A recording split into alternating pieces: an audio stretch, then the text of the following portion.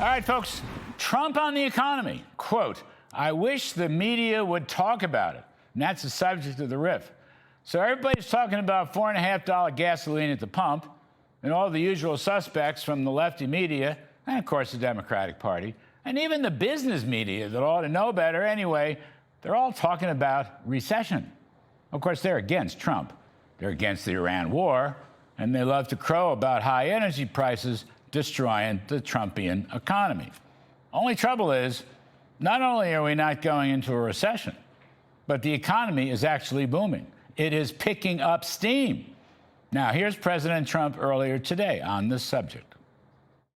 Americans are benefiting working today. We have the most working, and we have 401ks at their all-time high, highest they've ever been. And that goes along with the stock market, which is the highest it's ever been. Under my most favored nation agreements, this is something that I wish the media would talk about, because to me it's one of the biggest things ever to happen in our country.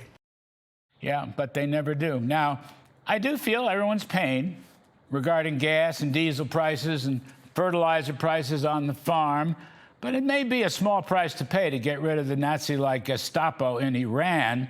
And actually, the numbers show less than 5% of consumer spending is affected by gasoline prices. Meanwhile, the Atlanta Fed is looking at a huge 4.3% second quarter growth in real GDP. And that is a very big number.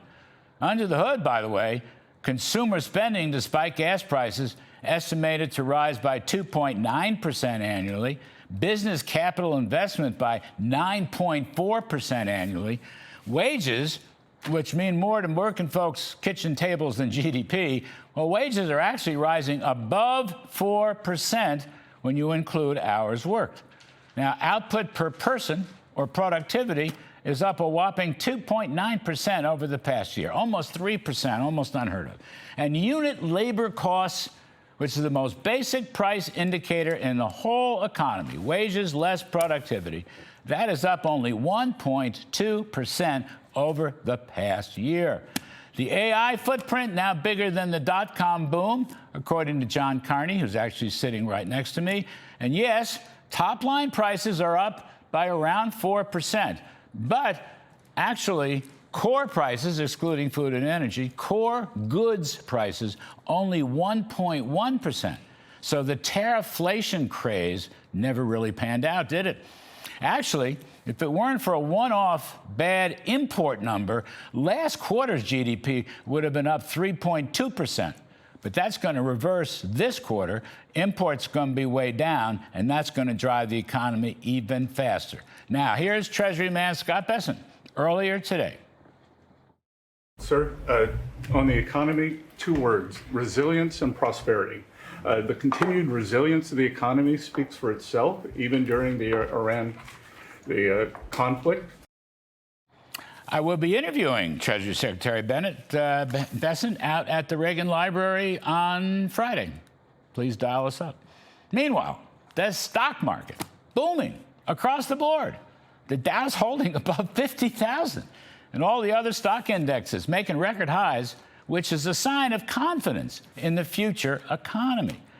Did you know, by the way, that in America, now listen to this, total household wealth, which includes mainly stocks, bonds, real estate, cash, is about $180 trillion. $180 trillion. That is roughly 6 times larger than our gross domestic product or our federal debt in public hands. $180 trillion, it's remarkable.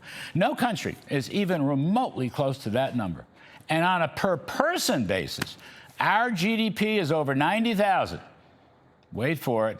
In China, it's less than 14,000.